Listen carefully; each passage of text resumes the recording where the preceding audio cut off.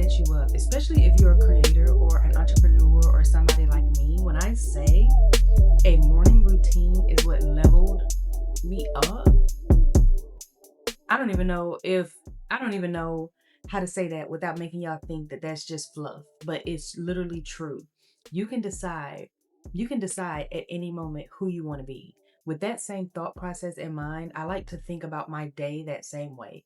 Every day, what would millionaire Michaela be doing? Every day, the Michaela who has this amazing studio and this amazing creative ecosystem, what does that look like for her every day? I start every single morning with a quick prayer to God, and I say, "Thank you, God, for allowing me to see a new day. It's a great day to be alive." And that literally just starts my morning with gratitude. And then I like to come downstairs, get my morning started with a cup of tea. And some mornings I'll do chamomile, some mornings I'll do this lemon tea. And then I also have, oh, let me show you.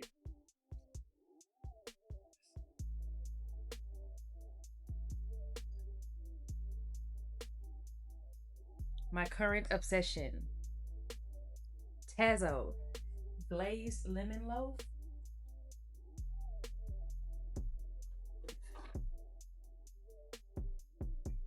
Hasn't steered me wrong yet. So this morning, as you see, I only have about 250 something steps. And as you see, I just left my phone literally right here while I went to go get a few steps. So I'm typically over 5,000 steps. 5,000 steps is what I register intentionally when I pick up my phone.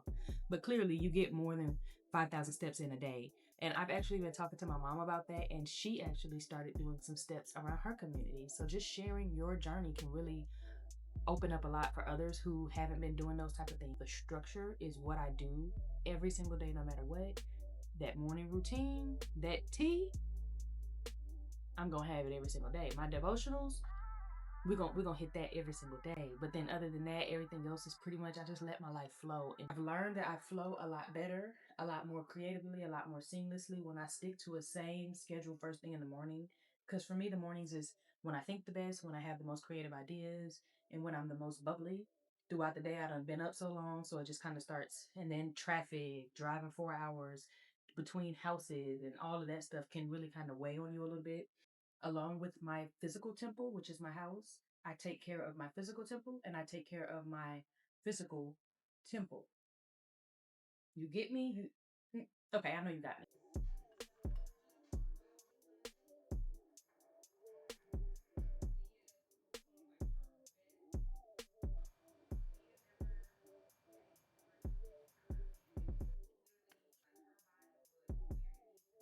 20 minutes later.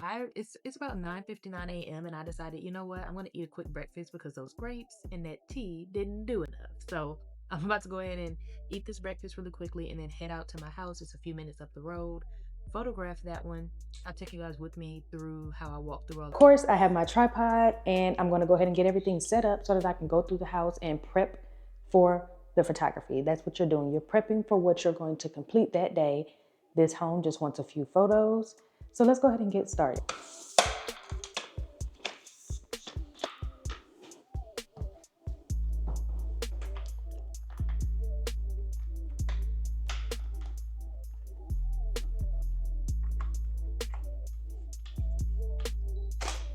When you're doing real estate photography, one of the best things to make sure you have, in order to make sure your photos and things stay consistent, is a steady tripod. So having a tripod is one of the best tips that I can give a real estate photographer. But for me, being a trained photographer with an education in photography, I just know the right way to do things, and you can do that. Now, if a house has more light or it's a different type of day and you can do it without a tripod, just make sure that you keep your images level and you work on your color balance so that everything stays the exact same throughout the scene. Of course, you want each image to look like it's in the same house and it's lit correctly. So making sure that you have something that keeps your setup super secure every single time. A tripod, the same camera, the same lens, the same setup, the same settings. I use custom settings on my camera, so I actually like to make sure that every single home starts with a base. And then I adjust my shutter speed, I keep my ISO, and I keep my f-stop at the same thing. Not only am I saying that this saves me so much time every single day because I already know how I have everything set up and I already know my workflow when I'm in the home. We'll talk about that in a second.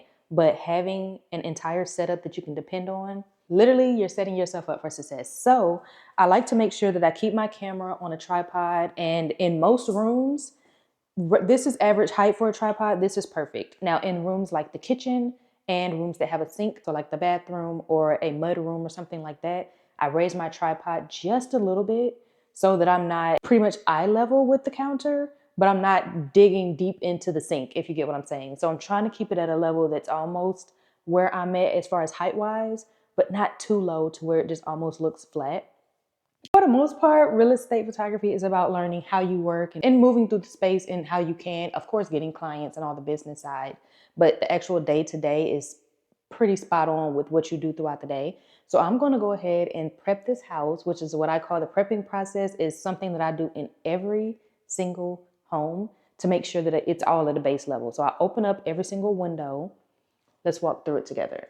One of the problems that I always have is you go into the house and you do things like this to see what light switch turns what on. I call it light switch roulette, where you just go through and figure those things out. But I'm gonna go over here, open up all of these curtains to make sure that they're the same length, just how these two curtains are, because you want to be able to see through. And then let's go back here. So of course, go into every single space and get an eye on it and know what type of angle I'm going to get. You see this room here, the light is on, but one curtain is up, one curtain is down. If I were to just come in here and take a photo like that, it would be okay, but that looks lazy. So I'm not even gonna go another step. We're just gonna run off. 1 second of work saved me continuity through my house. So I go through and open closets if they can open all the way. Lights are on. Oh, we got another one. Oh, we got another one. So I was just turning on the light and then I noticed that the toilet seat's down. Again, if you're photographing from an angle that's higher than the sink, you're going to see in the toilet.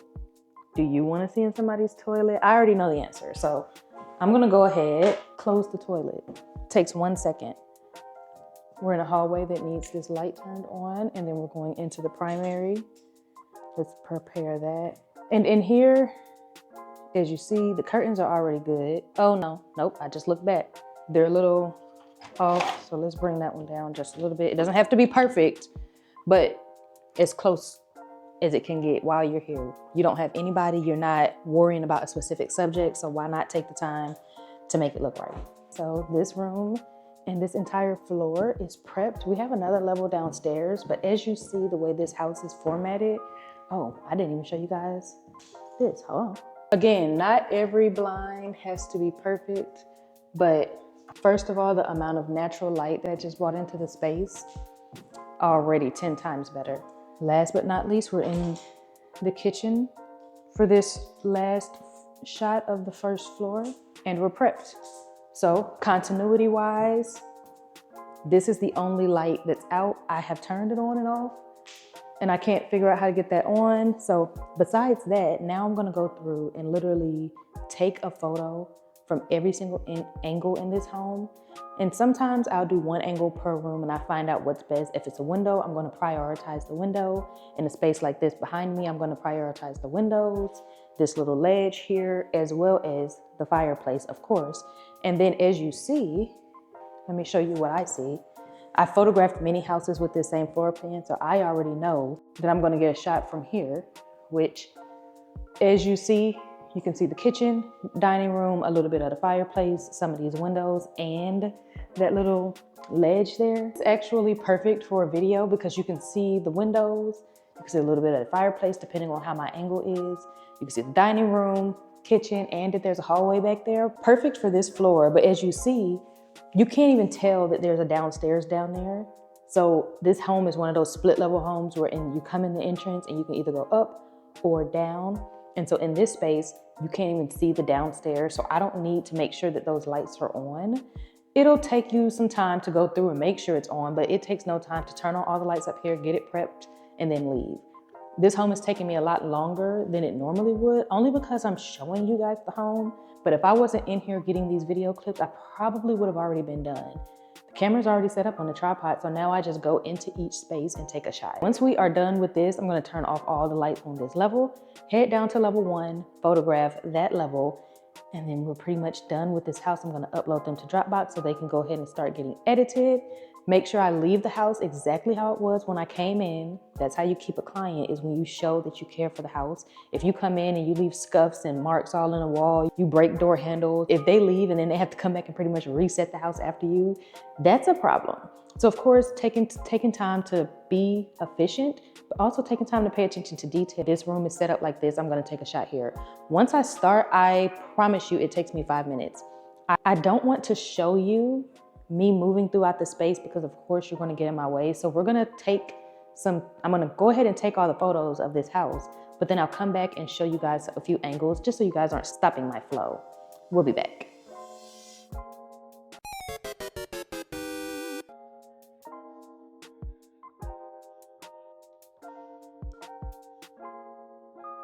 I get everything set up, it's ready to take photos, and then the flash dies. And this is another chance I get to talk to you guys about carrying things with you.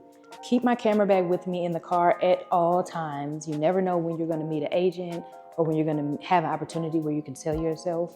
And then having your camera to be able to do the job there and have everything you need, whew, that's top tier. I have my Godox flash and it's battery powered. Pro tip, get you some rechargeable batteries.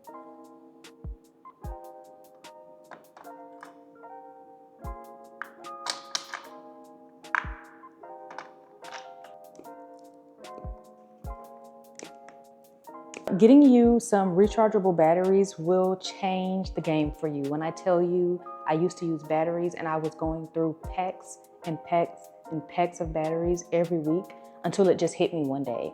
Buy rechargeable batteries. I have 2 packs of rechargeable batteries, and all I have to do is charge the battery when I'm charging my camera or when I'm charging the DJI Osmo Pocket 3 that I'm recording on right now. So getting you a flash, a portable flash, and then learning your flash in every single environment will set you up for success when you're doing real estate.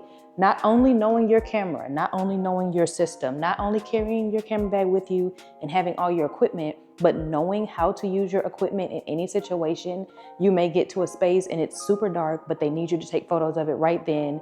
You were the right person, you were there, you asked, you pitched yourself, they were available and they were ready, they paid you, and you're there to take the shot. You wanna make sure that you have everything you need and that you know how to use your camera. I have another post that I may put up here. It's for TikTok, so I'll figure out how to get that laid out so it doesn't look weird for you guys. This is me pretty much asking questions to beginner entrepreneurs where I want you to start thinking in the mind of an entrepreneur. Stop waiting for opportunities. That's really what sets a successful entrepreneur up from someone who's doing it for a hobby, is because they have that go-getter attitude and they are making opportunities versus waiting for an opportunity to come. So I'm gonna post that video probably after this clip because I think that's gonna be helpful. Before you even try to start getting your first client, are you ready for what you asked for? If you're not, that's okay. This is a no judgment zone over here. You're seeing it in real time. A creator who has all the tools, but I have not been using them because I've been afraid of how I've been showing up. I've been afraid of being seen. I've been afraid of what if it all works out? And it's working out right now. And I'm able to show you guys that journey while it's still being built, not when it's perfect. So taking those times to know who you are, know your system, know what you have to offer, and then knowing your gear, you are 90% ahead of other entrepreneurs. So I just wanted to come in here and pop in and have those conversations because these are things that I wish I had when I was starting photography 10 years ago. These were things I wish I had, not knowing that it might not have resonated with me, but now that I know what I didn't know, I'm helping everybody else out. In this video, I went through and explained to you what a prepping process is and how I make sure that I efficiently get through my spaces. This schedule today, I only had 1 house, but some days I have 7 houses back to back. And I do this exact same thing at every single house. When I pull into the driveway, my mind goes house mode. Thank you guys so much for watching Date. And if you've made it this far in the video, first of all, you like what you're seeing. So go ahead and subscribe, like, comment below, and let me know what you want to see in tomorrow's video. Or if you have any questions when it comes to entrepreneurship and your journey, I love to help people out in those scenarios. So take a second, drop me a comment before you leave. And if you've made it this far, drop me a comment with the camera flash emoji. I'll see you guys in day 4. See you later.